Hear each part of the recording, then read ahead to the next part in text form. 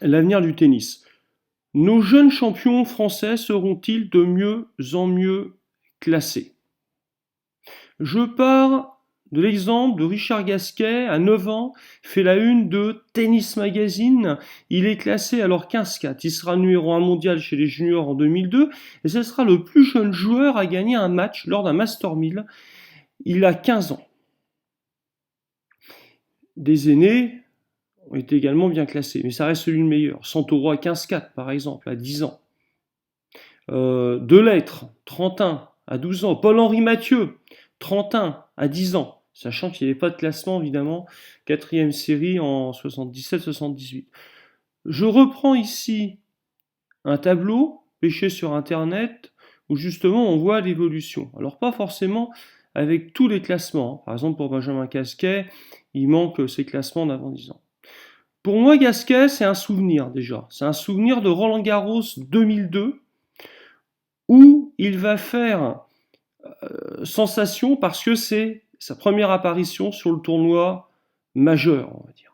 Et j'ai un souvenir inoubliable de ce moment-là. Je travaillais à la DTN, j'étais en compagnie de Marc Renoux dans la petite salle de repos de la DTN qui se trouvait au bout du couloir. Et le hasard a fait qu'il y avait également Éric Winograski et Richard Gasquet qui regardaient sur la télévision le match précédant le sien, justement. Et à un moment donné, Éric Winograski dit à Richard, écoute, c'est le moment d'y aller. Je crois que Richard Gasquet est arrivé quelques mois avant à la DTN pour s'entraîner justement avec Éric Winograski.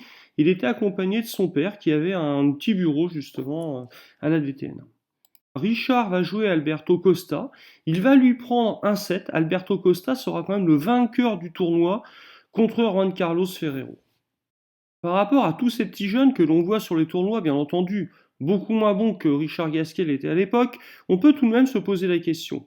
Depuis les années 60 et l'accès des plus jeunes au tennis, et surtout depuis le développement accentué des écoles de tennis, dû à la massification, les meilleurs jeunes de 12 à 17 ans sont-ils de mieux en mieux classés? Pour cela, je vais prendre exemple sur les garçons et filles entre 12 et 17 ans entre 1967 et 2020. Je fais référence au guide de classement.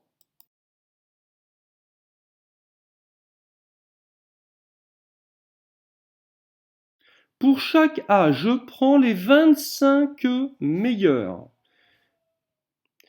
Je positionne une valeur à chaque classement.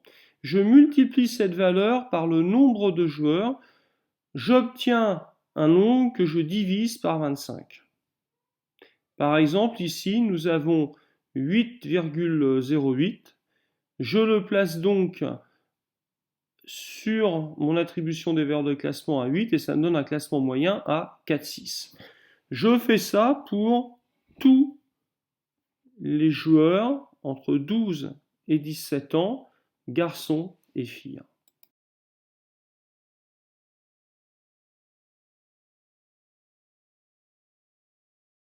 Je commence par les filles, la tranche d'âge des 12 ans, et pour chaque année, nous avons la moyenne des 25 meilleurs classements. Par exemple, pour les filles 14 ans, en 1981, le classement moyen était à 15.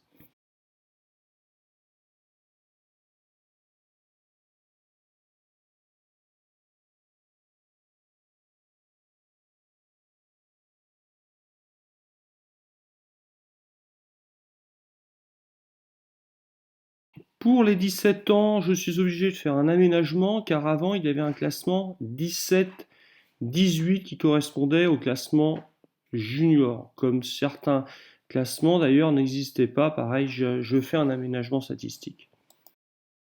Je reprends ici donc l'ensemble des classements. Que constate-t-on? Une augmentation du niveau à partir de 1981 et une stabilisation pour les meilleurs. Je vous donnerai les explications plus tard.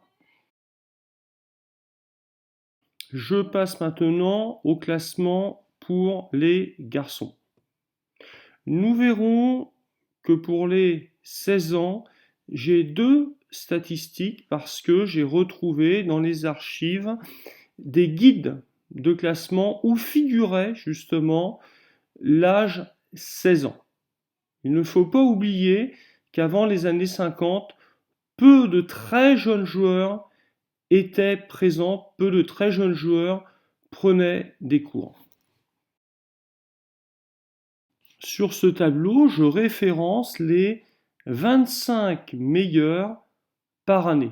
Et là, donc, j'inclus 1951 et 1961. Pour les 17 ans, nous voyons qu'un plateau se crée à moins de 6 pour les 25 meilleurs, c'est une moyenne, je répète, à partir de 1984. Si je récapitule pour les garçons, à partir des années 80, il y a une augmentation constante, comme chez les filles, du classement. On va dire que le niveau se stabilise depuis 1984 chez les plus âgés.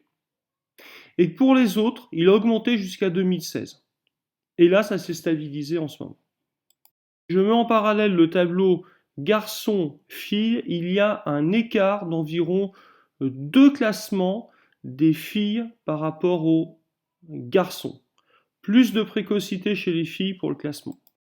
Je vais maintenant donner une explication à l'ensemble de mes données. Il y a évidemment une massification du tennis à partir des années 80, multiplication des cours, multiplication des clubs, et comme le montrent les statistiques que j'ai réalisées, nous avons une augmentation exponentielle du nombre de licenciés.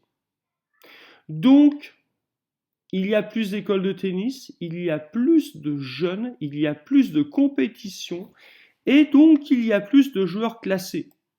Et c'est une volonté fédérale de classer les joueurs.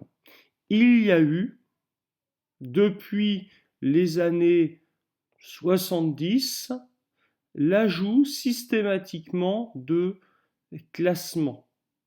Évidemment, nous nous souvenons tous du classement à 35 ajouté et du classement à 40 en 1998. Il ne faut pas oublier qu'avant, seuls les bons joueurs étaient classés. Et être classé au tennis, ça représentait une valeur, ça représentait quelque chose, ça représentait une connaissance du jeu. En ouvrant le classement, en ouvrant la possibilité à une multitude de joueurs d'être classés, la fédération ouvrait la possibilité de s'attacher à une certaine classe sociale. C'est une représentation symbolique. Dans l'avenir, il y aura évidemment encore des joueurs comme Richard Gasquet, très très précoces. Mais il y a aussi une limite physiologique. Est-ce qu'un joueur de 9 ans, par exemple, classé à 15-4, est réellement à un niveau 15-4 adulte? Ou y a-t-il pas de plus en plus un classement jeune différencié d'un classement adulte?